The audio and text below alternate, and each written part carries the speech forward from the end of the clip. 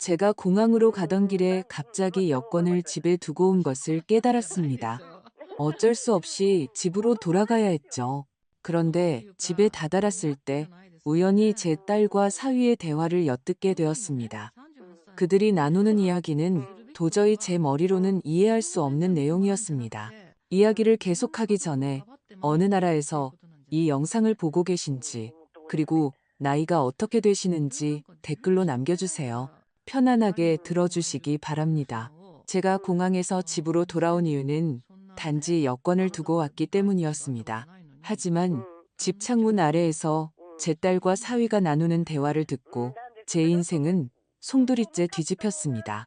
비록 제 가장 가까운 사람들이 하는 말이었고 제 두 귀로 똑똑히 들었지만 도저히 믿을 수가 없었습니다.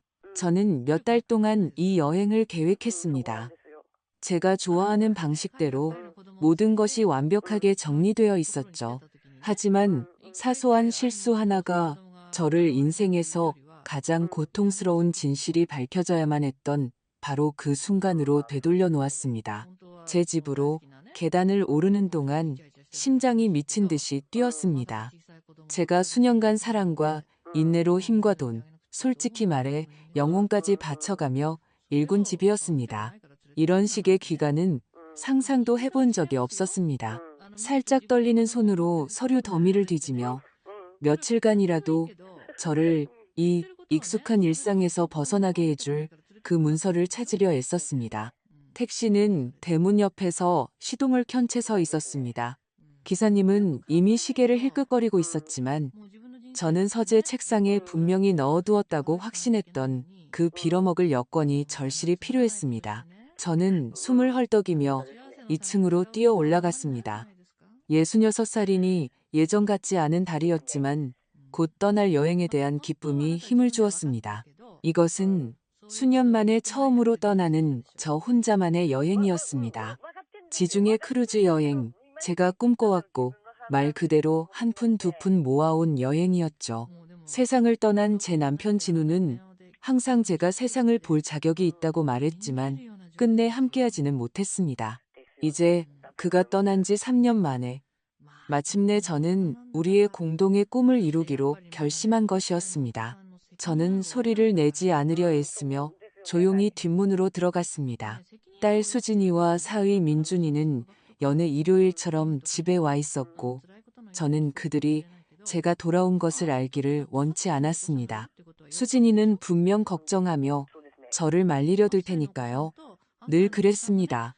엄마, 혼자서는 위험해요. 엄마, 어딜 가시려고요? 특히 제가 남편을 잃은 후에는 더 심해졌죠.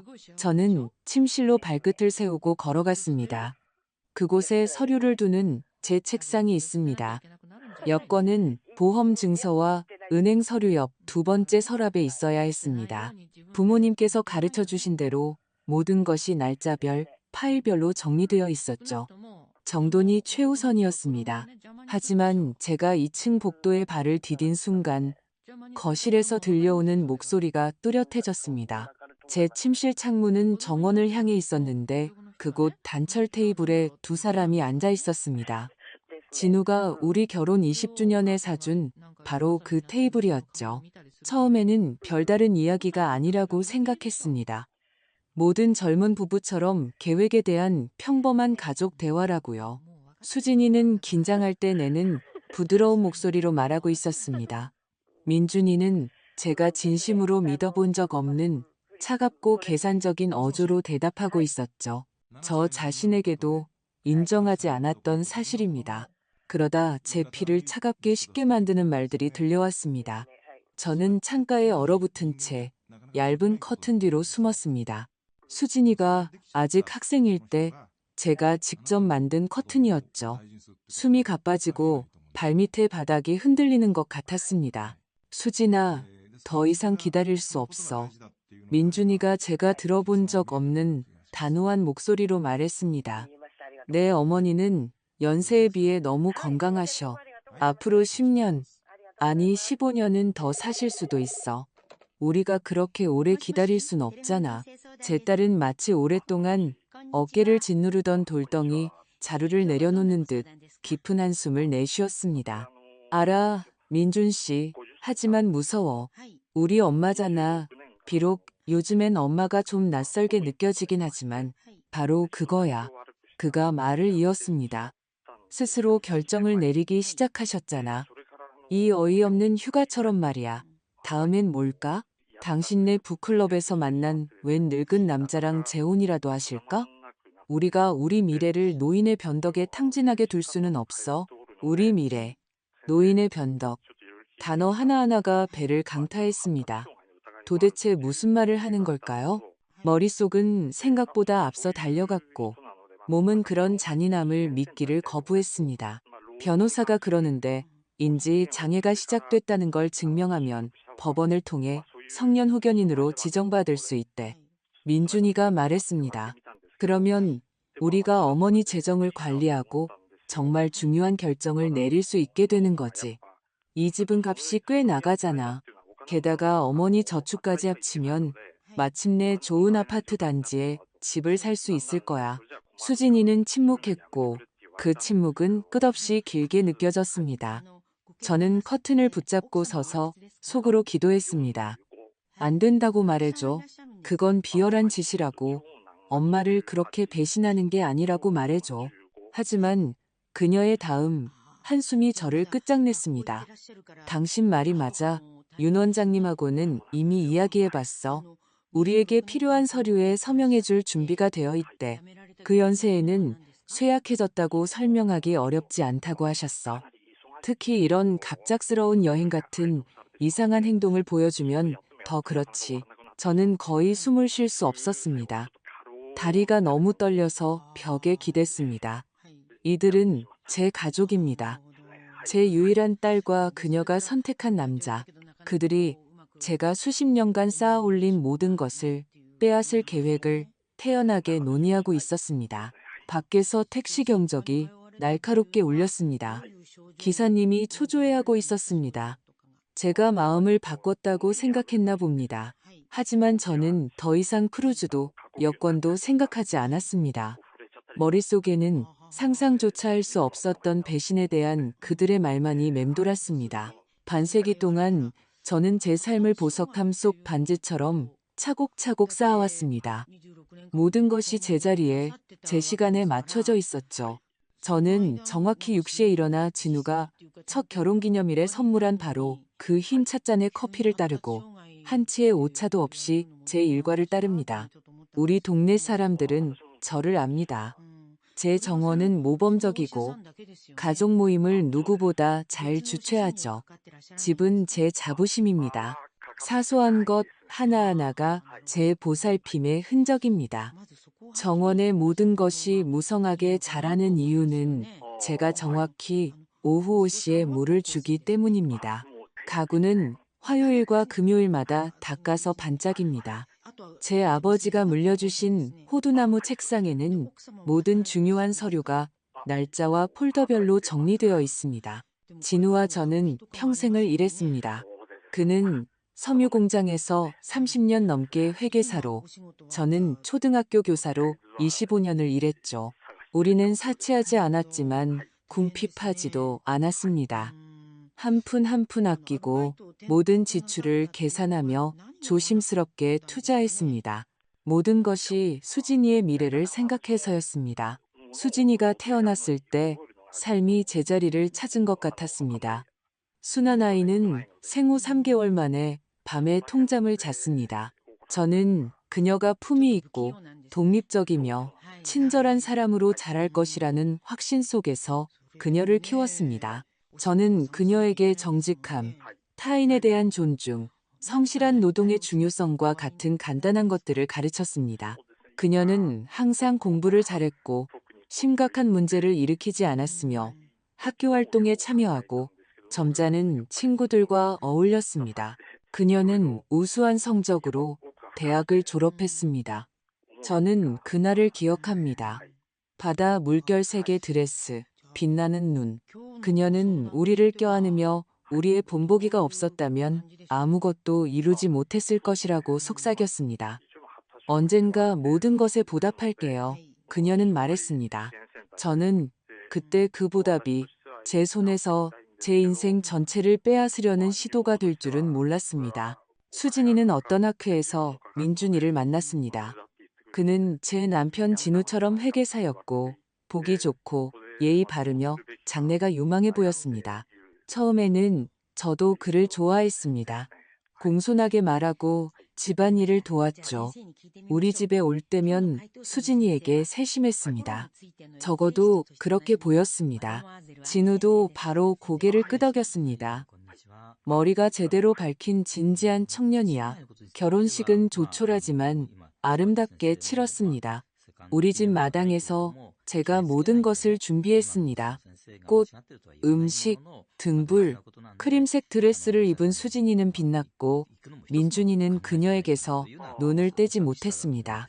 저는 그들이 우리처럼 서로를 찾았다고 생각했습니다. 결혼 초 몇 년간 그들의 삶은 동화 같았습니다. 시내의 작은 아파트를 얻어 살았지만 일요일에는 어김없이 우리 집에 왔습니다. 수진이는 제가 가르쳐준 파이를 구웠고 민준이는 진우를 도와 자잘한 수리를 했습니다. 가족, 바로 곁에 있는 따뜻하고 튼튼한 존재라고 생각했습니다. 그러다 3년 전 진우가 세상을 떠났고 세상이 제 어깨 위로 무너져 내렸습니다.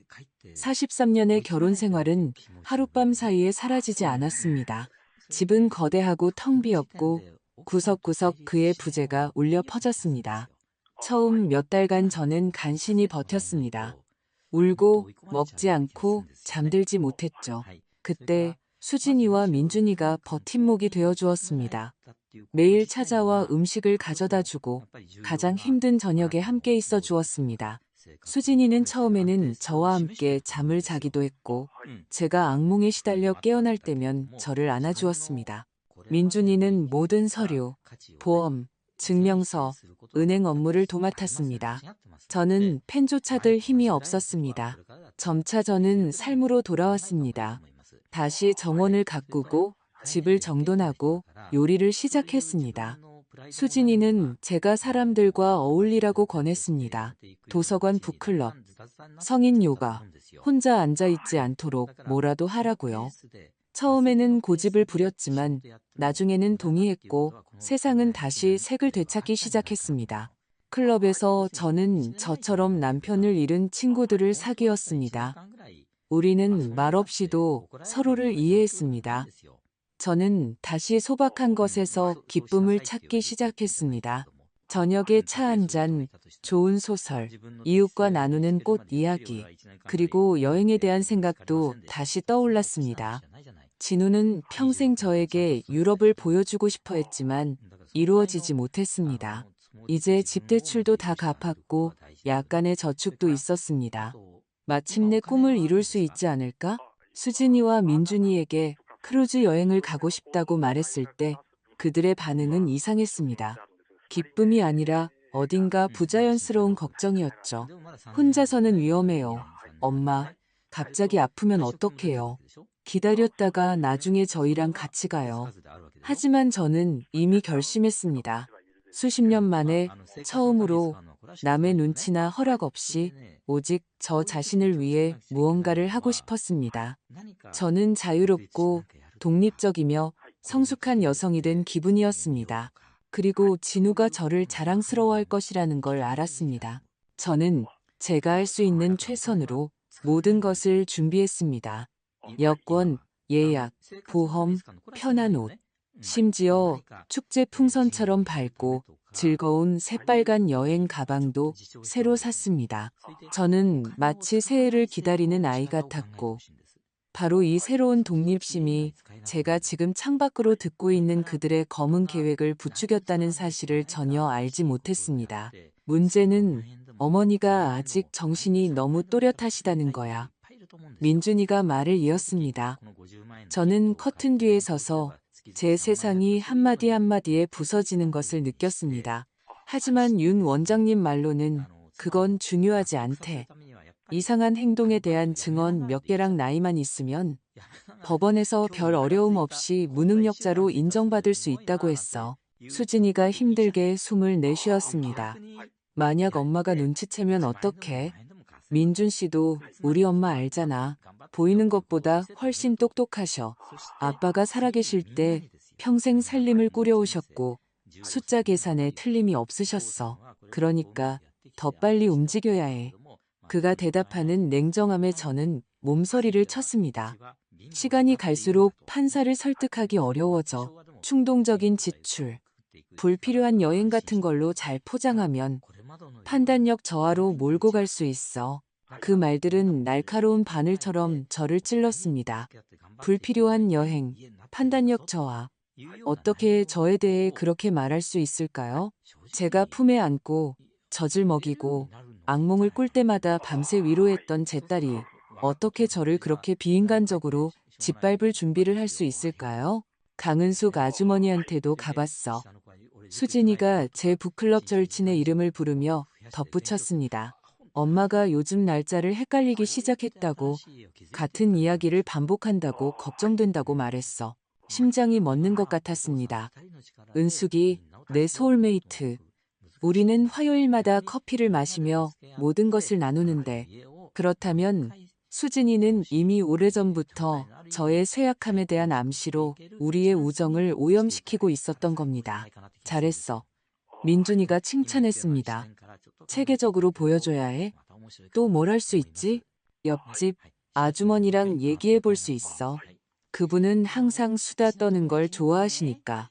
엄마가 걱정된다고 하면 분명히 자기가 봤던 이상한 점들을 떠올리기 시작할 거야. 배신은 제가 생각했던 것보다 훨씬 깊었습니다. 그들은 단순히 제 돈을 훔치려는 것이 아니었습니다. 그들은 제 이름, 제 버팀목, 제 주변 사람들, 저를 이 자리에서 품위 있고 평온하게 지탱해 주던 모든 것을 의도적으로 무너뜨리고 있었습니다. 집은? 짧은 침묵 후 수진이가 물었습니다. 그게 가장 값진 거지. 후견인이 되면 문제없이 팔 수 있어. 민준이가 대답했습니다. 혼자 계시기엔 너무 힘들다고. 보살핌과 안전한 환경이 필요하다고 말하면 돼. 특히 이미 무능력자로 인정받은 후에는 아무도 이의를 제기하지 않을 거야. 제 뺨으로 눈물 한 방울이 흘러내렸습니다. 저는 즉시 닦아냈습니다. 그들에게 제 눈물을 보이지 않을 겁니다. 이 집은 물건이 아닙니다. 제 딸이 자란 곳이고 제 남편을 사랑했던 곳이며 모든 중요한 일이 일어났던 장소입니다. 그럼 엄마는 그 후에 어떻게 해? 수진이가 마치 낡은 옷장에 대해 이야기하듯 무심하게 물었습니다. 방법은 많아. 정부 지원을 일부 받는 저렴한 요양원 같은 곳 말이야. 어머니 연금이랑 집 팔고 우리 빚 갚고 남은 돈이면 편안하게 지내시기에 충분할 거야. 그들은 저를 길에서 치워야 할 물건처럼 의논하고 있었습니다. 민준이는 잠시 침묵했습니다. 아마 사설 요양원이겠지만 좀 더 먼 곳이 좋겠어. 그래야 우리가 자주 갈 필요도 없고 어머니가 이웃이나 아는 사람들에게 자기 얘기를 늘어놓아도 신경 쓰이지 않을 테니까. 수진이가 짧게 비웃었습니다. 저는 제 딸에게서 그런 웃음소리를 들어본 적이 없었습니다. 맞아, 멀수록 마음이 편하지. 혹시라도 자기 버전을 이야기하기 시작해도 아무도 믿어주지 않을 테니까. 그들의 계획은 완벽했습니다. 악마처럼 완벽했죠. 저를 도울 수 있는 모든 사람으로부터 저를 단절시키고 낯선 곳에서 혼란스러워하는 늙은 여자로 만든 다음 진우와 제가 평생 모은 돈으로 살아갈 셈이었습니다. 수진이가 마치 행운을 놓칠까 두려워하는 듯 속삭이는 소리가 들렸습니다. 언제 시작할까? 민준이는 마치 모든 것이 오래전에 계산된 것처럼 망설임 없이 대답했습니다. 다음 주 어머니가 휴가 가신 동안 서류들을 훑어보고 중요한 것들은 사진 찍어두자. 장신구 몇 개도 가져오는 거야. 바로 눈치채지 못할 정도로만. 목이 메었습니다. 할머니 장신구는 조심해. 수진이가 경고했습니다.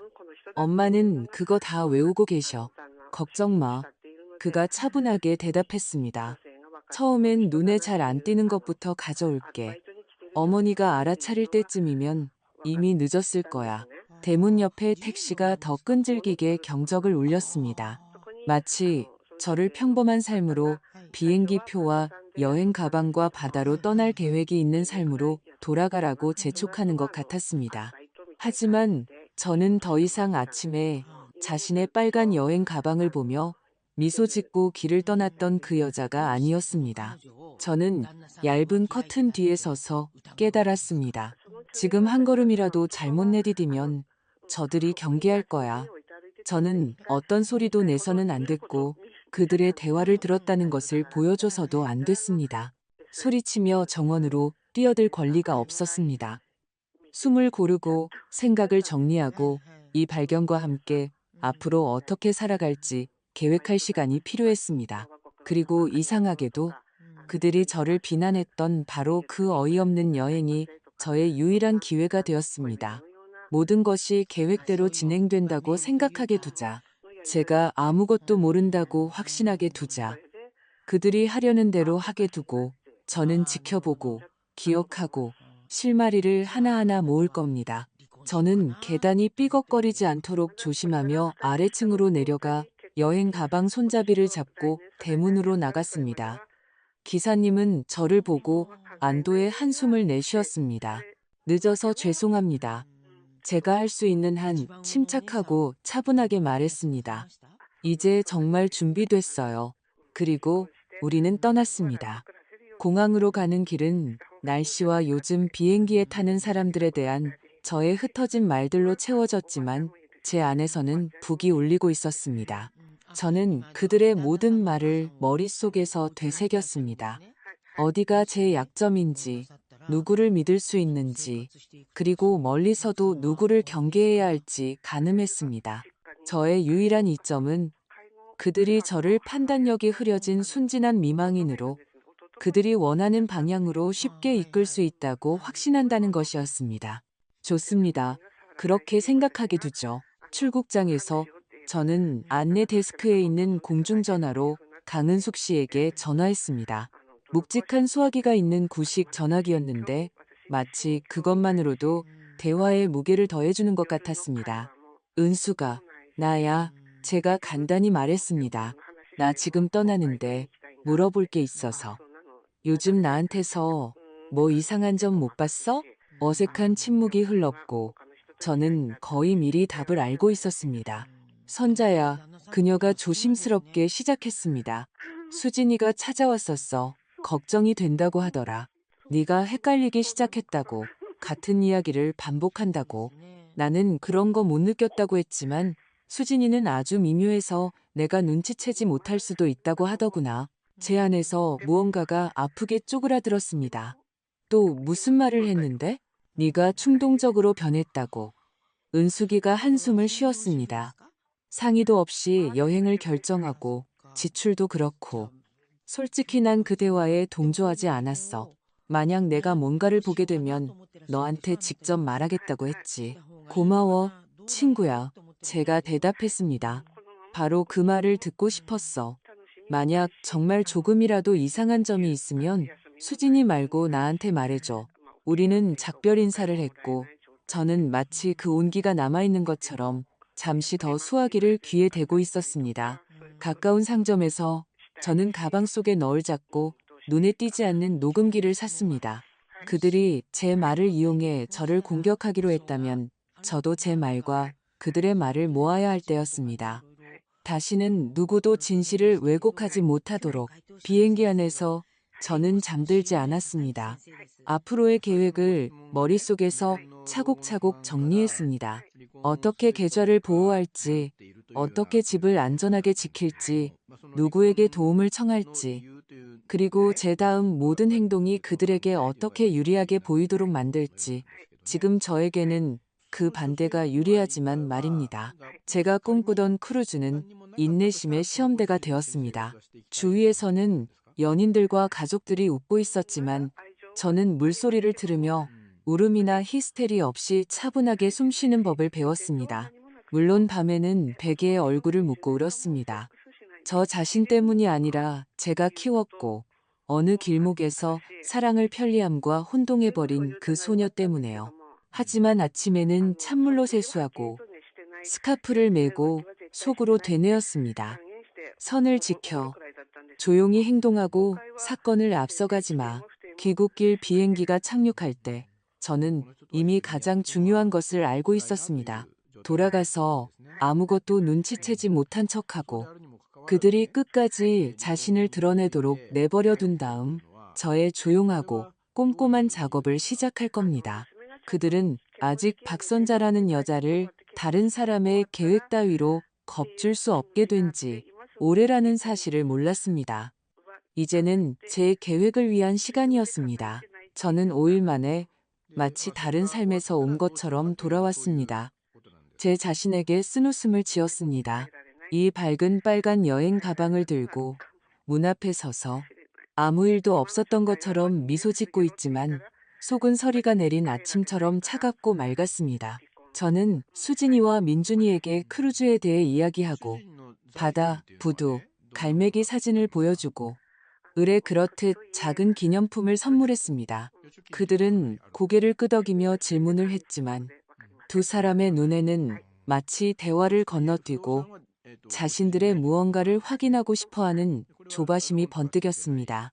그리고 확인할 것은 있었습니다. 침실 책상 위의 서류들은 제가 떠날 때와 다르게 놓여 있었습니다. 날짜는 뒤섞여 있었고 파일 철의 등은 다른 방향으로 돌아가 있었습니다. 보석함의 작은 장신구 몇 개는 제자리에 없었고 작은 브로치 하나는 아예 사라졌습니다. 화장대 위에는 제 것이 아닌 지문이 찍혀 있었습니다. 그림과 가구를 사진 찍으며 가격을 가늠했던 모양입니다. 저는 이 모든 것을 공책에 적듯이 마음속에 기록했습니다. 여기 체크, 저기 체크. 하지만 티를 내지는 않았습니다. 늙고 정신없는 미망인인 척하는 것이 유용하다는 것을 알게 되었습니다. 다음 날, 저는 정 변호사님께 예약을 잡았습니다. 우리는 아주 오래전부터 알던 사이입니다. 그는 진우와 친구였죠. 인간적이고 믿음직하며 과묵한 사람. 바로 제게 필요한 사람이었습니다. 그의 사무실은 조용했고 유리잔에 담긴 차에서는 종이와 민트향이 났습니다. 구체적인 문제가 있으신가요? 제가 자리에 앉아 떨림을 멈추기 위해 손바닥을 책상 위에 올려놓자 그가 물었습니다. 이렇게 말씀드리죠. 집과 저축에 관한 모든 것을 확인하고 싶습니다. 제가 대답했습니다. 그리고 몇 가지 변경을 하고 싶고요. 가능하면 변호사님 외에는 아무도 모르게 하고 싶습니다.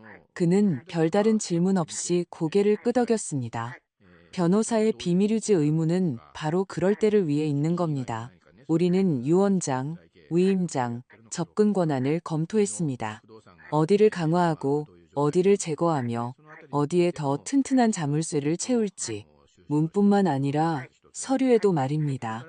그는 단정한 필체로 기록했고 가끔 고개를 들어 짧게 고개를 끄덕였습니다. 알겠습니다. 맞습니다. 그리고 한 가지 더요. 제가 말했습니다. 만약 누군가 제 계좌나 무능력자 지정 절차에 대해 문의하기 시작하면 즉시 저에게 알려주세요. 물론입니다. 그가 대답했고 저는 발밑의 땅이 다시 단단해지는 것을 느꼈습니다. 그날부터 저는 모든 것을 기록하기 시작했습니다. 어떤 암시, 말투, 수진이가 저에게 혼란과 건망증에 대해 나누는 모든 대화, 모든 것이 실내복 주머니나 가방에 숨겨진 작은 녹음기에 담겼습니다. 제 안의 교사 본능이 깨어났습니다. 날짜, 시간, 요점, 참석자. 특별할 것 없는 그냥 일상이었지만 이제는 올바른 폴더에 담기고 있었습니다. 그리고 저는 민준이를 더 유심히 보기 시작했습니다. 신경질적이거나 노골적이지 않게 마치 아무렇지도 않은 듯이요. 저는 그가 수요일마다 일찍 퇴근하기 시작했다는 것을 알아차렸습니다. 한 번, 두 번, 세 번. 회의가 미뤄져서요. 언젠가 그는 쳐다보지도 않고 무심코 말했습니다. 회의는 그렇게 규칙적으로 미뤄지지 않습니다. 저는 넓은 책모자, 크루즈 여행 때 햇볕을 가리려고 썼던 바로 그 모자를 꺼내 쓰고 저를 다른 사람처럼 보이게 하는 안경을 쓴 뒤 어느 수요일에 조용히 그의 뒤를 밟았습니다. 그는 도시 반대편 카페가 많고 사람도 더 많은 곳으로 향했습니다. 숨기 쉬운 곳이었죠. 그는 쇼윈도에 쿠키가 진열되어 있고 빨대가 꽂힌 아이들 컵이 있는 작은 카페 앞에 멈춰 섰습니다. 저는 길 건너 창가에 앉아 눈에 띄지 않으려고 차를 주문하고 기다리기 시작했습니다. 그는 오래 기다리게 하지 않았습니다. 테이블에 앉아 휴대폰을 꺼내고 문을 쳐다보았습니다. 그때 평범한 재킷을 입은 꾸밈없는 젊은 여자가 5살과 7살쯤 되어 보이는 아이 둘을 데리고 들어왔습니다. 민준이는 일어나 그녀를 재빨리 마치 익숙하게 자기 사람을 안듯이 껴안고 아이들에게 몸을 숙였습니다. 남자아이는 그의 가슴에 얼굴을 묻었고 여자아이는 무언가 고마운 듯 그의 뺨에 뽀뽀를 했습니다. 그들은 나란히 앉아 낮은 목소리로 대화했습니다. 저는 몸짓만 볼 수 있었습니다. 그는 주의 깊게 듣고 고개를 끄덕이며 그녀의 손을 잡았습니다. 남처럼 대하는 것이 아니라는 것을 알 수 있었죠. 그리고 그는 안주머니에서 봉투를 꺼내 여자에게 슬쩍 건넸습니다. 그녀는 세어보지도 않고 숨겼습니다. 처음이 아니라는 뜻이죠. 제 가슴이 텅 빈 방처럼 쿵하고 울렸습니다. 말이 필요 없는 곳에서는 모든 것이 이미 명확합니다. 손이 떨리지 않도록 찻잔을 감싸쥐고 교사다운 평정을 유지하며 속으로 말했습니다. 기억해. 그리고 기억했습니다. 여자아이가 그의 스카프를 고쳐주는 모습, 그가 몸을 숙여 그녀의 관자놀이에 입 맞추는 모습, 아이가 오직 자기 사람에게만 보여주는 편안함으로 말하는 모습. 아빠, 이것 봐. 아이는 카페 안에서 직접 만든 종이배를 들어 올렸습니다. 저는 소란을 피우거나 일어나거나 소동을 벌이지 않았습니다. 그런 건 다른 영화에서나 나오는 일이죠. 저는 그저 확인했습니다. 녹음기가 작동하는지, 네, 작동하고 있었습니다.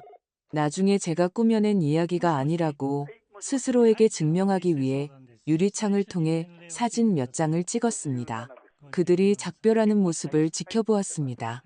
그는 아이들과 여자에게 입을 맞추고 눈에 띄지 않으려고 먼저 떠났습니다. 미영 씨. 남자아이가 그녀를 부르는 소리를 저는 갑자기 알아들었고 그 이름은 제 생각에 달라붙었습니다. 미영.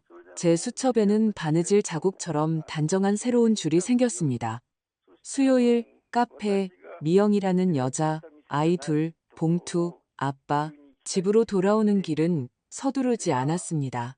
전차 안에서 어릴 적처럼 바퀴가 덜컹거리고 머릿속에서는 다른 사람의 말로는 결코 부술 수 없는 그림이 맞춰지고 있었습니다. 저는 수진이가 단순한 배신자가 아니라 속고 있는 사람이기도 하다는 것을 깨달았습니다. 이것이 그녀를 정당화하지는 않지만 왜 그녀가 그렇게 쉽게 후견인과 요양원 이야기를 꺼냈는지 설명해 주었습니다. 남의 거짓말 속에서 사는 사람은 그 안에서 숨쉬는데 익숙해집니다. 그리고 제 임무는 공기를 가져오는 것이었습니다. 하지만 이 공기는 틈새로 스며들 듯 조용히 들어가야 했습니다. 그렇지 않으면 문이 쾅 닫힐 테니까요. 저녁에 저는 일부러 일찍 돌아와 아무 일도 없었다는 듯이 부엌에서 모두가 좋아하는 바로 그 파이를 굽기 시작했습니다. 시나몬 향기가 집을 언제나처럼 단단하게 만들어주도록 말입니다. 우리는 셋이서 저녁을 먹었고 날씨, 물가, 이웃집계에 대해 아무렇지 않은 이야기를 나누었습니다. 저는 적절한 곳에서 웃고 이야기가 흘러가는 대로 고개를 끄덕였습니다. 녹음기는 앞치마 주머니에 들어 있었고 조용히 사소한 것들을 기록하고 있었습니다. 때로는 바로 그 사소한 것들에서 증거가 만들어지기도 합니다. 밤이 깊어졌고 저는 불을 끄려던 참이었습니다. 그때 부엌에서 속삭임이 들려왔습니다. 이제는 제 손을 차갑게 만드는 바로 그 속삭임이었습니다. 저는 앞치마를 벗고 조용히 문가로 다가가 주머니 속 녹음 버튼을 더듬었습니다. 저는 아직 진정으로 무서운 말을 들어야 했습니다. 밤에 저는 눈을 뜬 채 누워 집이 어둠 속에서 숨 쉬는 소리를 듣고 있었습니다. 그때 부엌에서 속삭임이 들려왔습니다. 이제는 제 손가락이 저리게 만드는 바로 그 속삭임이었죠. 저는 앞치마를 벗고 주머니에 손을 넣었습니다. 작은 녹음기가 엄지손가락 아래에 닿았고 골무에 밝히는 바늘처럼 조용히 딸깍 소리를 냈습니다. 윤 원장님이 그러는데 사례를 더 기록해야 한대. 민준이가 속삭였고 그의 목소리는 건조하고 사무적이었습니다. 이상한 행동, 기억력 감퇴, 의심스러운 돈 문제 같은 거, 혈압약을 숨겨두면 어때? 수진이가 너무나 쉽게 대답해서 제 속이 다 차가워졌습니다. 갑자기 구역질이 나거나 머리가 어지러우면 누구나 나이 탓이라고 생각할 거야. 과용하지만 않으면 돼. 민준이가 잘라 말했습니다. 그리고 모든 걸 기록해. 밤에 일어나거나 고지서 납부를 잊거나 이름을 헷갈리거나 전부 증거가 될 거야. 저는 문가에 서서 이 모든 시간 동안 처음으로 진정으로 두려움을 느꼈습니다. 돈도 집도 아닌 제 목숨이었습니다. 그들은 무엇이든 할 준비가 되어 있었습니다. 하지만 이상하게도 저는 다른 감정도 느꼈습니다. 어떤 단단한 명료함이었습니다. 저는 그들이 계획한 곳으로 저를 끌고 가게 두지 않을 겁니다. 만약 그들이 전쟁을 시작했다면 저는 이미 최전선에 서 있는 것입니다. 단지 제 군복에는 계급장도 소음도 없을 뿐입니다. 화요일에 수진이는 마치 우리가 늘 그래왔던 것처럼 혼자 왔습니다. 도자기 찻잔에 담긴 차, 접시에 담긴 케이크, 마음을 터놓는 대화. 저는 일부러 가장 좋은 찻잔 세트, 웅덩이 위 얇은 얼음장처럼 투명한 것을 꺼내고 찻숟가락이 딸랑거리며 그녀의 리듬을 깨뜨리도록 설탕을 듬뿍 넣었습니다. 엄마 건강에 대해 많이 생각해봤어요. 그녀가 달콤한 목소리로 시작했습니다. 전문가와 상담해보는 건 어때요? 윤 원장님이 엄마 나이대 분들을 위한 좋은 심리 상담사를 아신대요. 무서운 게 아니라 아빠 돌아가신 후에 어떻게 지내시는지 확인해보는 것뿐이에요. 저는 그녀 앞에 찻잔을 커피가 한 방울도 흔들리지 않도록 반듯하게 놓았습니다. 말해봐, 수진아. 제가 부드럽게 물었습니다. 너는 정말 내가 이상하게 행동하기 시작했다고 생각하니? 그녀는 시선을 피했습니다. 이상한 건 아니지만 사소한 것들이요. 기억력이 예전 같지 않으시고 충동적인 결정도요. 예를 들면 이번 여행 같은 거요. 엄마는 우리랑 상의 없이 이런 일을 하신 적이 없잖아요. 가끔 같은 이야기를 반복하시거나 바로 앞에 있는 물건을 찾으시기도 하고요. 말들은 외운 대본처럼 흘러나왔고 저는 그녀가 연습했다는 것을 깨달았습니다. 재미있네. 제가 말했습니다. 강은숙 씨가 그러는데 네가 찾아와서 내 혼란에 대해 이야기했다고 하더라.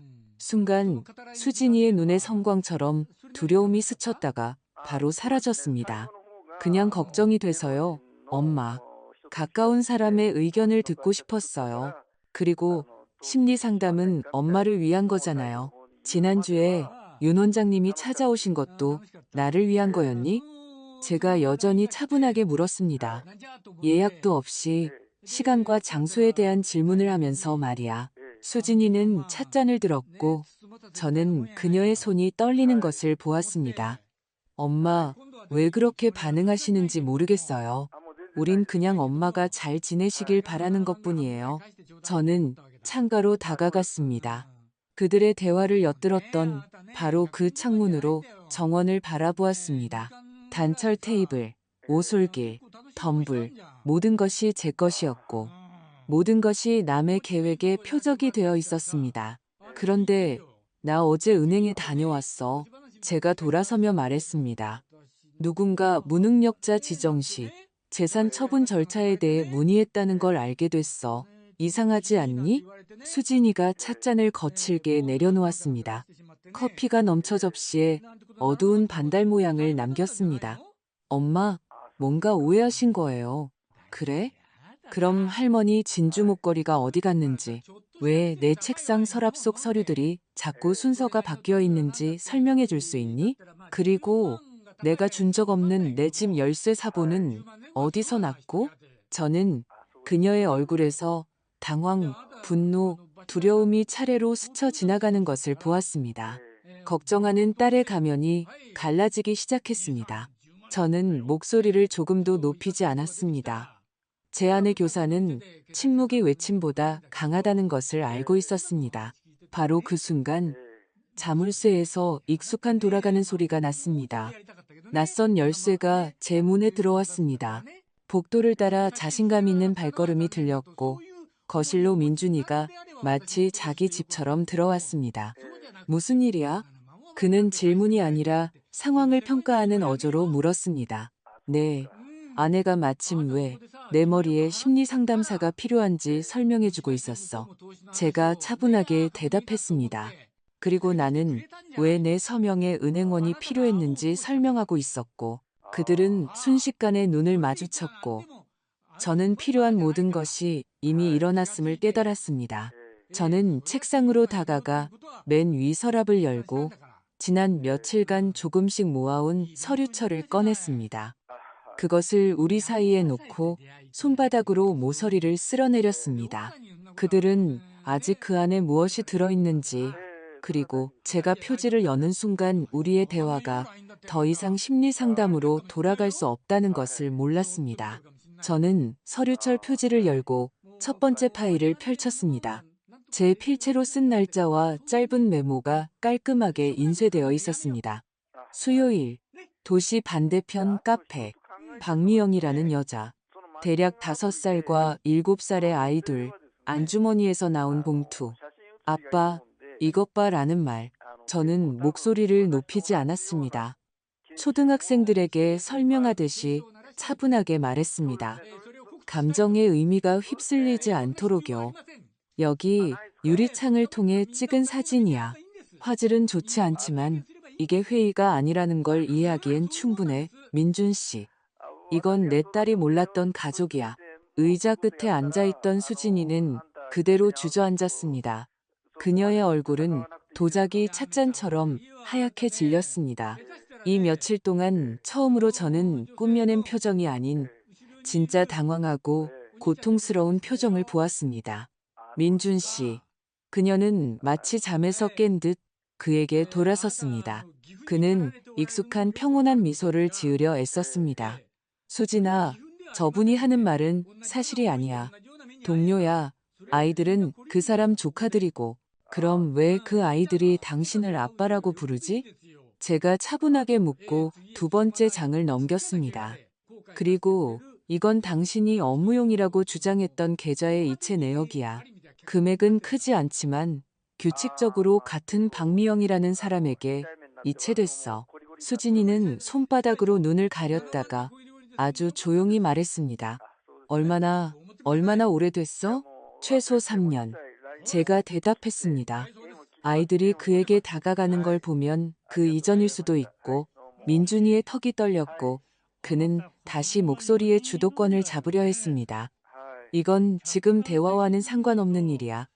우리는 당신 어머니의 건강에 대해 이야기하고 있었어.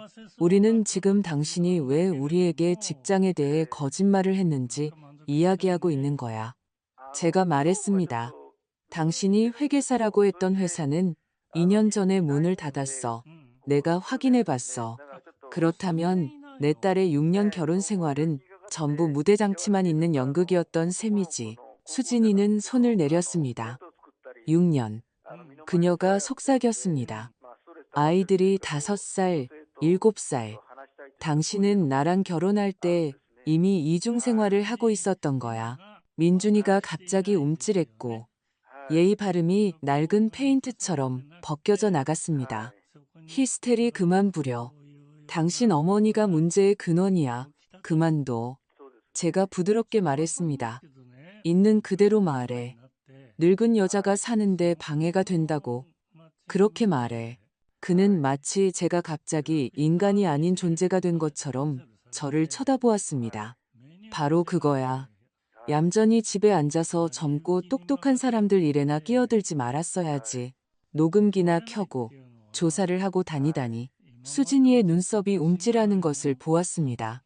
처음으로 그녀는 제 고집이 아니라 그의 진짜 말투에 모욕감을 느낀 것 같았습니다. 당신 지금 누구한테 말하는 거야? 그녀가 물었고 목소리는 갑자기 팽팽하게 당겨진 실처럼 날카로워졌습니다. 우리 모두를 방해하는 여자한테 그가 잘라 말했습니다. 그리고 진작에 결정을 내릴 수 있는 사람들에게 일을 넘겼어야 할 사람한테 결정을 내릴 수 있는 사람들. 저는 낙제생이 우등생인 척할 때 교사들이 짓는 미소를 살짝 지었습니다. 그럼 설명해봐. 능력 있는 양반, 당신은 내 집 열쇠를 어디서 구했고, 누가 당신에게 내 집에 자기 집처럼 드나들도록 허락했지? 그는 어깨를 으쓱하며 마치 사소한 일인 것처럼 행동했습니다. 우리는 가족이고 당신을 돌봐드렸던 거야. 돌봄이란 전화하고 파일을 들고 찾아오는 거야. 제가 조용히 말했습니다. 몰래 책상 서랍에서 유언장을 뒤지고 그림을 사진 찍는 건 다른 단어로 불리지. 형사들이 아는 단어로. 민준이가 코웃음을 쳤습니다. 무슨 형사요? 박선자 여사님? 제정신이세요? 저는 서류철을 톡톡 두드렸습니다. 앞치마 주머니 속 녹음기가 무심한 불빛을 깜빡이는 것을 느끼면서요. 돌봄과 사기의 차이를 아는 형사, 그리고 후견인 제도와 불법적인 정신병원 입원 시도의 차이를 아는 형사. 수진이는 손가락으로 관자놀이를 누르고 조용히 앉아 있었지만 저는 그녀의 머릿속에서 낡은 시계의 톱니바퀴가 맞춰지기 시작하는 것을 볼 수 있었습니다. 수요일, 회의, 돈, 갑작스러운 제 건강에 대한 걱정. 갑자기 그녀가 거의 속삭이듯 물었습니다. 사실이야? 민준 씨? 사실이 아니라고 말해줘. 그만해. 그가 버럭 소리쳤습니다. 아무도 누구에게 아무 말도 하지 않을 거야. 그 서류철 치워요. 이 연극은 끝났어. 우리는 어차셔도 필요한 대로 할 거고 법원은 그녀를 무능력자로 인정할 거야. 그리고 당신은. 그는 우리 사이의 허공에 손가락질했습니다. 탐정놀이 그만둬. 그렇지 않으면 후회하게 될 거야. 저는 처음으로 복도에서 선생님을 밀친 남학생을 바라보듯 그를 보았습니다. 민준 씨, 제가 차분하게 말했습니다. 당신들은 이미 후회할 짓을 다 했어. 그 순간 문에서 짧고 사무적인 초인종 소리가 울렸습니다. 수진이는 움찔했고 민준이는 날카롭게 돌아섰습니다. 저는 일어섰습니다. 누굴 기다리는 거야? 그가 물었고 그의 목소리에는 그가 그렇게 애써 숨기려 했던 초조함이 묻어났습니다. 저는 떨림을 감추기 위해 소매뿌리를 바로잡고 초등학생 학부모 총회 때 학부모들을 맞이하듯 미소 지었습니다. 마침 우리가 구체적으로 이야기하는데 도움을 줄 분들이야. 초인종이 더 끈질기게 울렸습니다. 저는 뒤돌아보지 않고 현관으로 걸어나갔습니다. 테이블 위에는 흑백 사진들이 세 사람 모두를 바라보는 열린 서류철을 남겨둔 채였습니다. 카페, 아이들, 봉투를 쥔 손, 문을 열자 문 앞에는 두 사람이 서 있었습니다. 언제나처럼 단정한 제 변호사 정 변호사님과 손에 서류철을 든 채 집중한 표정의 엄격한 정장을 입은 젊은 여성이었습니다. 박선자 여사님, 제 시간에 온 것 같군요. 정 변호사님이 병원 복도에서 말하듯 조용히 말했습니다. 가장 좋은 시간이에요. 제가 대답하고 그들이 집 안으로 들어올 수 있도록 옆으로 비켜섰습니다. 수진아, 민준 씨, 인사해. 내 변호사 정 변호사님, 그리고 송 형사님이야. 우리는 거실에 앉았습니다. 수진이는 마치 그 뒤로 떨림을 숨기려는 듯 무의식적으로 냅킨을 집어들었습니다. 민준이는 앉지 않고 마치 자기가 이곳의 주인인 양팔짱을 낀 채 서 있었습니다. 송 형사님이 서류철을 펼쳤습니다. 목소리를 높이지 않고 말했습니다. 박선자 여사님께서 몇 주 전 저희에게 연락하셨습니다. 허락하신다면 내사 단계에서 수집된 자료, 사진, 영상, 음성, 녹음, 은행 거래 내역을 말씀드리겠습니다. 그녀는 테이블 위에 열린 서류철을 가리켰습니다. 여기 주인 부재 시 방문 기록, 서류 촬영, 귀중품 반출 시도 기록이 있습니다. 여기 무능력자 판정과 후견인 지정을 통해 집을 매각하려 한 의도에 대한 대화 녹음이 있습니다. 여기 박미영이라는 두 아이의 어머니에게 이체된 내역이 확인됩니다. 그리고 김민준 씨의 직장에 대한 정보도 있습니다. 당신이 언급한 회사는 2년 전 폐업했습니다. 말도 안 돼. 민준이가 잘라 말했습니다.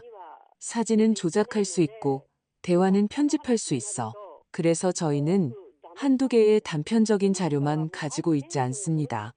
그녀는 그의 격앙된 반응에도 아랑곳하지 않고 차분하게 말을 이었습니다. 여러 기기와 출처에서 나온 일관된 기록들입니다. 박선자 여사님의 요청으로 여행 전에 집안에 감시 카메라가 설치되었습니다. 게다가 은행 회신, 공증 기록까지. 당신의 참여 없이도 그림은 맞춰집니다. 정 변호사님이 몸을 앞으로 숙였습니다. 저는 제 쪽에서 다음과 같은 조치를 취했습니다. 첫째, 박선자 여사님의 직접적인 참석 없이는 어떠한 재산 처분도 할 수 없도록 제안했습니다. 등기소에 기록을 남겼고 은행에는 위임 거래 제한 요청을 보냈습니다. 둘째, 위임장을 재발급했습니다. 기존의 모든 위임장은 철회되었습니다. 셋째, 무능력자 지정 절차에 대한 문의 시도가 기록되었습니다. 이 또한 사건 파일에 포함되어 있습니다. 그는 저를 짧게 격려하듯 바라보았습니다. 안심하십시오. 지금은 절차가 가장 중요합니다. 수진이는 냅킨을 손가락으로 꽉 쥔 채 앉아 있었습니다. 엄마, 저는 그녀의 목소리가 갈라졌습니다. 민준이가 거칠게 말을 끊었습니다. 아무도 아무것도 재발급하거나 압류할 수 없어. 당신들 대체 뭔데 남의 집에서 이런 쇼를 벌이는 거야? 송 형사님은 잠시 침묵을 지켰고 저는 그녀의 눈에서 수술 전 외과의사에게서 볼 수 있는 것과 같은 차분한 집중력을 보았습니다.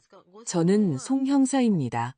이 자료들은 사기, 문서 위조, 그리고 돌봄을 가장한 불법적인 정신병원 입원 시도 혐의로 사건을 입건하기에 충분한 양입니다. 오늘 절차적 조치가 진행될 것입니다. 계좌는 임시 동결되고 휴대폰과 저장 매체는 압수될 겁니다. 민준이가 비웃었지만 그 비웃음은 어색했습니다. 변호사 나부랭이의 형사라니 짜고 치는 고스톱인가? 늙은이를 구슬려서 믿게 만든 거겠. 나는 늙은이가 아니야. 제가 차분하게 말했습니다.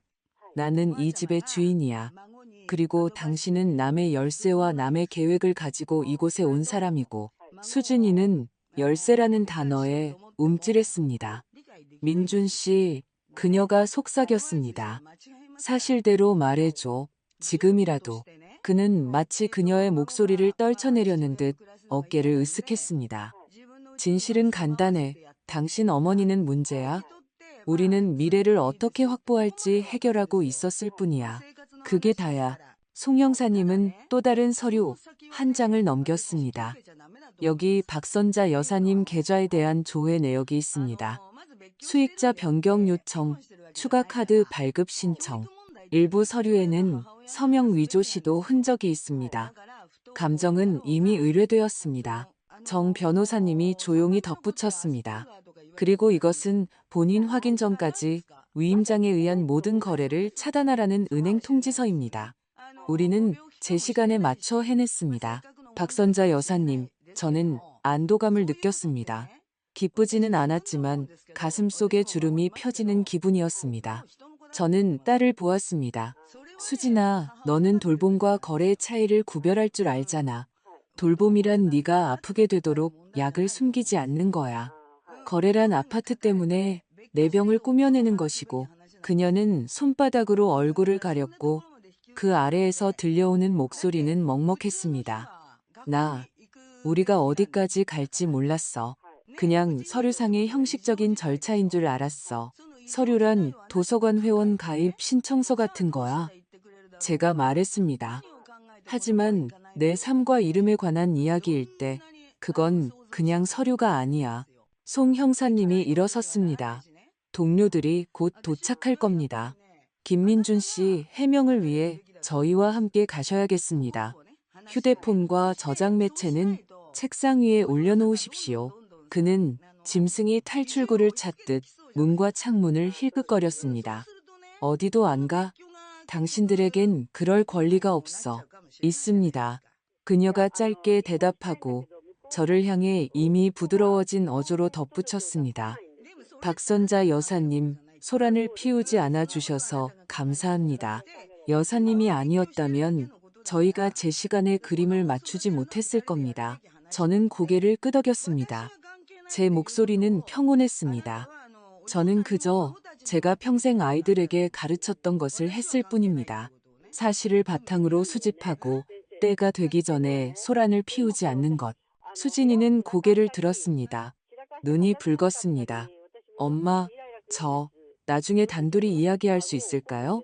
나중에 제가 말했습니다. 지금은 우리 모두 증인들 앞에서 이야기하는 것이 좋겠어. 복도에서 노크 소리가 들렸습니다. 초인종이 아니라 빠르고 집요한 노크였습니다. 송 형사님은 살짝 고개를 돌렸습니다. 아마 지원팀일 겁니다. 저는 그녀가 또 다른 누군가를 기다리고 있었다는 것을 이미 알고 있었습니다. 그리고 문이 열렸을 때 문 앞에는 한 여자가 서 있었습니다. 카페에서 찍힌 사진 속 바로 그 여자. 평범한 재킷을 입고 당황스러우면서도 동시에 단호한 표정이었습니다. 그녀는 시선을 저에게서 민준이에게로, 수진이에게로, 그리고 형사에게로 옮겼습니다. 저는 카페에서 들었던 남자아이의 목소리로 그녀를 바로 알아보았습니다. 박미영.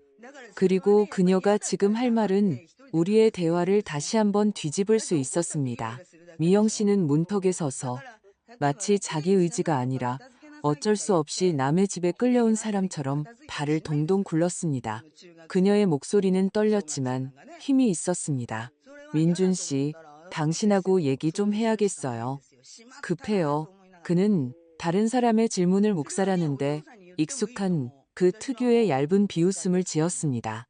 미영 씨, 지금은 때가 안 좋아. 나중에 전화할게. 나중은 없을 거예요.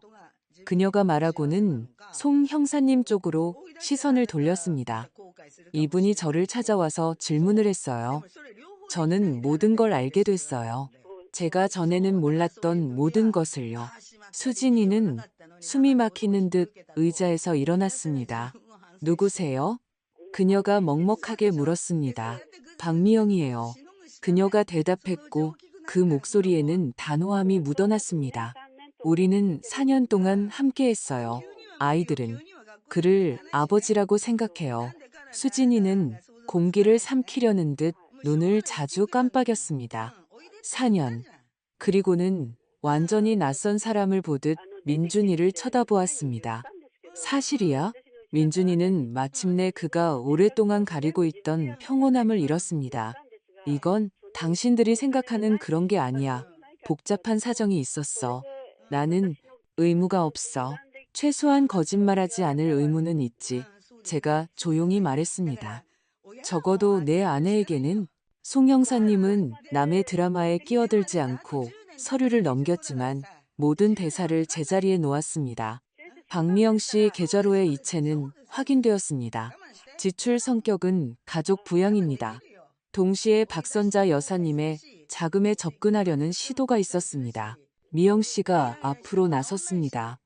당신은 늙은 여자분에게서 돈을 받아다가 나에게 봉투에 담아 가져다 준 거군요. 당신은 힘든 시기를 겪고 있고 모든 것이 곧 나아질 것이며 전처가 발목을 잡고 있다고 말했죠. 어떤 전처요? 민준 씨? 당신 전처는 어디에 있죠? 여기. 제가 부드럽게 대답했습니다. 당신 앞에 있는 내 딸 수진이 법적인 아내야. 미영 씨는 마치 밀쳐진 것처럼 비틀거리며 문설주에 기댔습니다. 맙소사, 그녀는 겨우 말했습니다. 그렇다면 당신은 그동안 이중 생활을 한 거군요. 그리고 나는 수진이는 손바닥으로 얼굴을 쓸어 눈물을 닦아내고는 갑자기 똑바로 그리고 강하게 민준이의 뺨을 손바닥으로 때렸습니다. 외침이 아니라 무거운 책을 덮는 듯한 소리였습니다. 이 거짓말쟁이. 그녀는 목소리를 높이지 않고 말했습니다. 그리고 도둑, 당신은 나를 내 친어머니를 상대로 한 공범으로 만들었어. 민준이는 뺨을 감싸쥐고 순간 균형을 잃었다가 바로 씩씩거렸습니다. 너나 조용히 해. 내 엄마의 그 잘난 척만 아니었으면 모든 게 조용히 지나갔을 거야. 조용이란 사람이 품위 있게 늙어가는 거야. 제가 대답했습니다. 아파트 때문에 정신병원에 끌려가는 게 아니라 송 형사님이 서류철을 닫고 일어섰습니다. 그만하죠. 김민준 씨, 이제 절차를 진행할 시간입니다. 당신에 대해서는 사기, 문서, 위조, 강제 치료를 빙자한 불법 감금 시도 혐의로 자료가 확보되었습니다. 은행 계좌는 동결되고 기기들은 압수됩니다. 해명을 위해 저희와 함께 가셔야겠습니다. 그는 다시 비웃으며 예전의 당당함을 되찾으려 했습니다. 무슨 자료요? 상처받은 여자들 말뿐이잖아요. 부엌에서 편집된 녹음 따위, 자료란 이체 날짜, 카메라 영상, 음성 대화, 그리고 존재하지 않는 기관의 회신이 일치할 때를 말하는 겁니다. 그녀가 차분하게 말했습니다. 그리고 우리에게는 증인도 있을 때죠. 예를 들면 미영 씨 같은. 미영 씨는 몸을 바로 세웠습니다. 제가 증언하겠습니다. 제가 아는 모든 것을 말하고 아이들에게도 당신이 누군지 설명할 거예요. 수진이는 시선을 내렸습니다. 그리고 나는 그녀가 말했습니다. 내가 어떻게 후견인 제도에 동의하게 됐는지, 어떻게 사랑을 편리함으로 대체했다는 걸 눈치채지 못했는지 나 자신에게 설명해야 할 거예요. 저는 다가가 손가락 끝으로 그녀의 어깨를 만졌습니다. 얇은 유리를 만지듯 조심스럽게. 그게 변명이 될 수는 없어, 수진아. 하지만 사형 선고도 아니야. 지금은 멈추는 게 중요해. 민준이가 갑자기 문 쪽으로 달려들었습니다. 마치 모두가 대화에 정신이 팔린 틈을 타 빠져나가려는 듯 했습니다. 송 형사님이 앞으로 나서며 능숙하게 길을 막았습니다. 그러지 않는 게 좋을 겁니다. 상황만 더 복잡해질 뿐이니까요. 그는 벽걸이에 걸린 제 열쇠를 그리고 창문을 쳐다보며 거리를 가늠하다가 어깨를 늘어뜨렸습니다. 당신들 다 미쳤어. 그가 읊조렸습니다. 아무것도 안 될 거야. 법원이 누구를 믿어야 할지 판단할 테니까. 판단하겠죠? 송 형사님이 고개를 끄덕였습니다. 서류를 보고요. 정 변호사님이 안경을 고쳤으며 제가 가장 듣고 싶었던 말을 조용히 덧붙였습니다. 박선자 여사님, 모든 신고서는 제출되었고 제한 조치는 걸려 있습니다. 집, 계좌, 모든 처분은 여사님의 직접적인 서명이 있어야만 가능합니다. 어떠한 후견인 제도도 법원과 독립적인 감정을 거치지 않고는 통과될 수 없습니다. 저희가 곁에 있습니다. 저는 깊이 숨을 들이쉬었고 이 며칠 동안 처음으로 부서지기 쉬운 보호막이 아닌 진짜 버팀목을 느꼈습니다. 감사합니다. 제가 말했고 목소리는 떨리지 않았습니다. 수진이는 한숨을 돌리고 미영 씨에게 돌아섰습니다. 죄송합니다. 제가 몰랐던 것에 대해 그리고 모르고 싶어 했던 것에 대해 당신은 아무 잘못이 없어요. 미영 씨는 짧게 고개를 끄덕였습니다. 당신 어머니에게는 진실이 필요했어요. 제 아이들에게도요. 우리 모두 숨 쉴 시간이 필요해요. 그 순간 복도에서 무거운 발걸음 소리가 들렸습니다. 이전에 서두르는 노크가 아니라 여러 사람이 한꺼번에 움직이는 자신감 있는 발소리였습니다. 문이 더 활짝 열리고 마당에서 차가운 공기가 스며들었으며 현관으로 제복을 입은 두 사람이 들어왔습니다. 송 형사님은 짧게 자신을 소개하고 오래전부터 연습한 연극처럼 그들과 몇 마디를 주고받았습니다. 누가 기록하고 누가 봉인하며 무엇을 압수할지.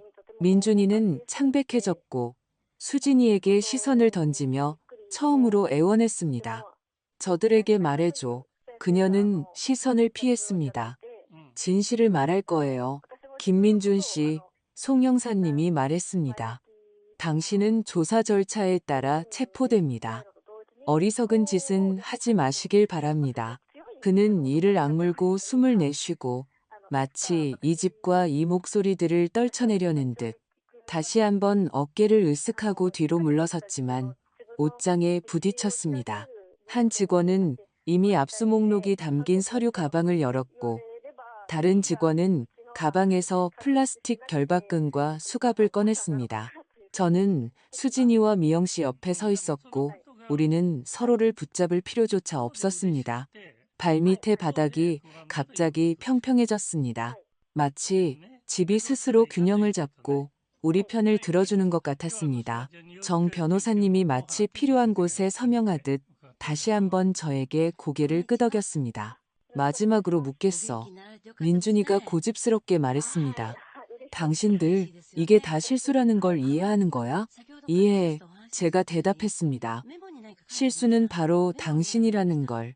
금속이 딸깍하는 소리가 선명하고 건조하게 마치 필요한 곳에 찍힌 쉼표처럼 울렸습니다. 민준이는 움찔하며 증오의 찬 눈으로 저를, 애원하는 눈으로 수진이를, 그리고 공허함과 비슷한 무언가로 미영 씨를 돌아보았습니다.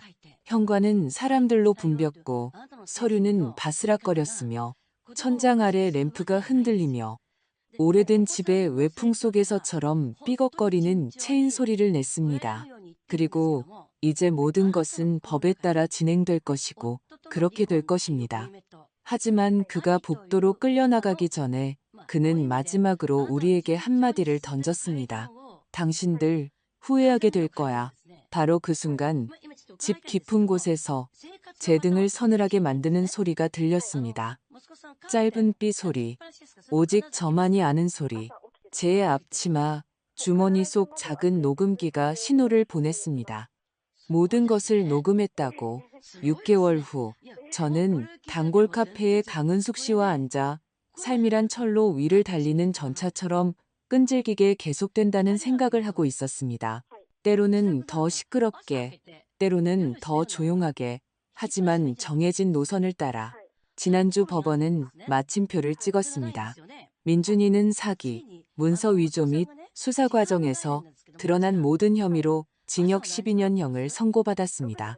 정의는 실현되었지만 그렇다고 해서 곧바로 누구에게나 위안이 되지는 않았습니다.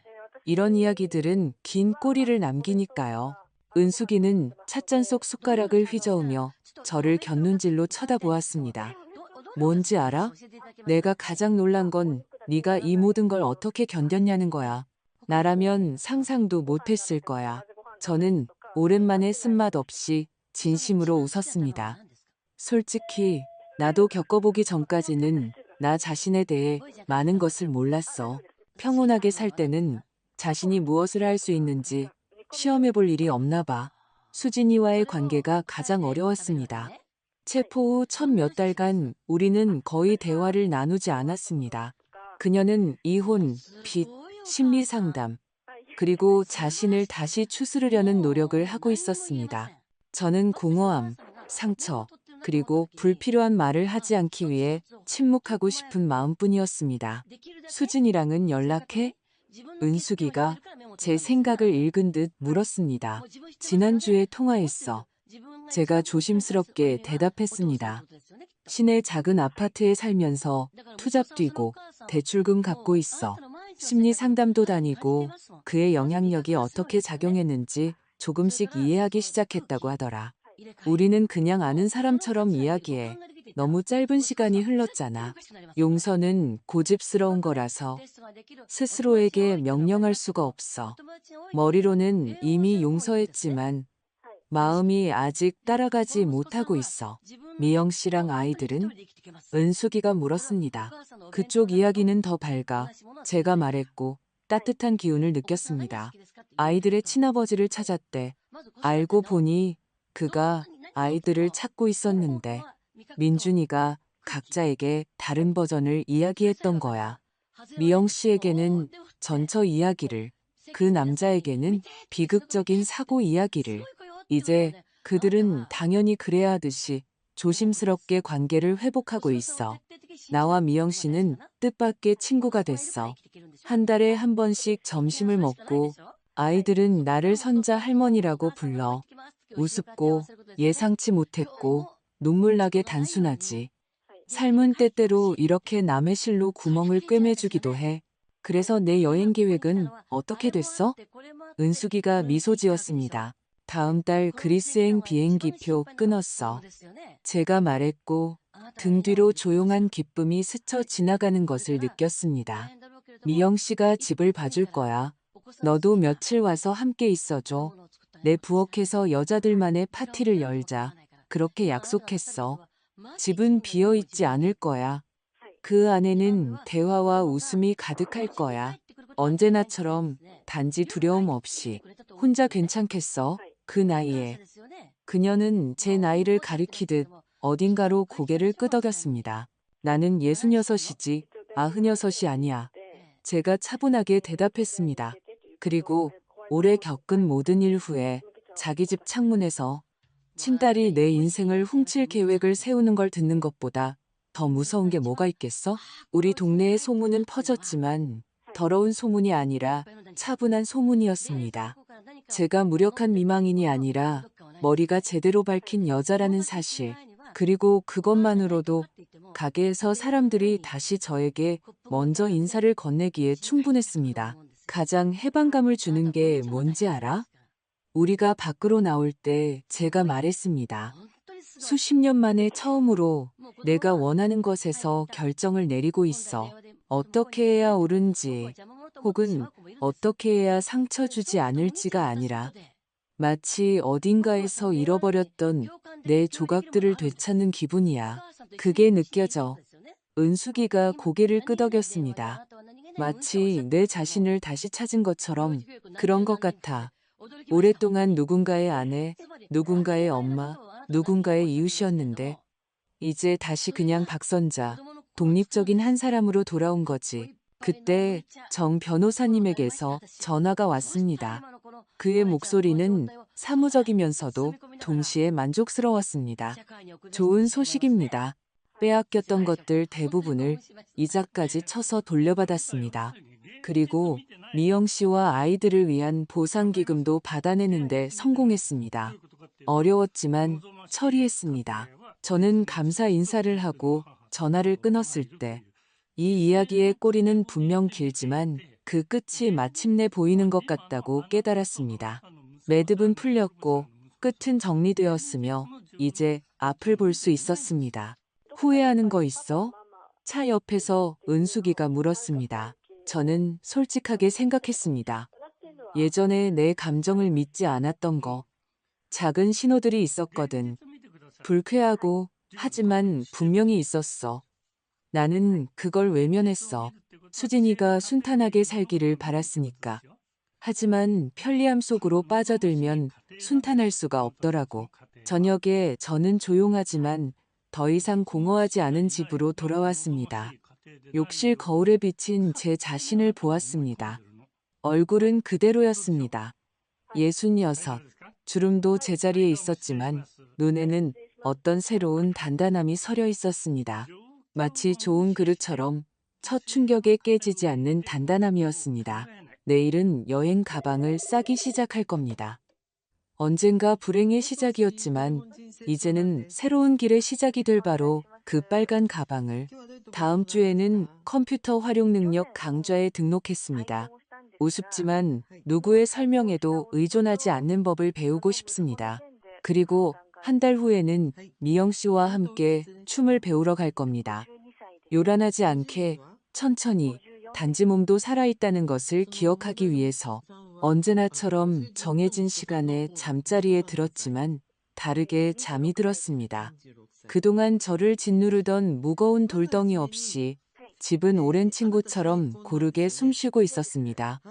저는 혼자입니다. 그건 사실입니다.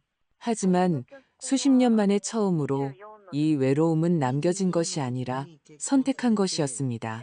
저는 눈을 감고 아주 평온하게 생각했습니다. 나는 혼자이고 처음으로 나 자신과 평화롭다. 이 이야기를 끝까지 들어주셔서 감사합니다. 댓글로 여러분의 나이와 어디에 계신지 알려주세요. 누가 우리를 보고 있는지 아는 것은 저희에게 중요합니다. 좋아요를 누르고 채널을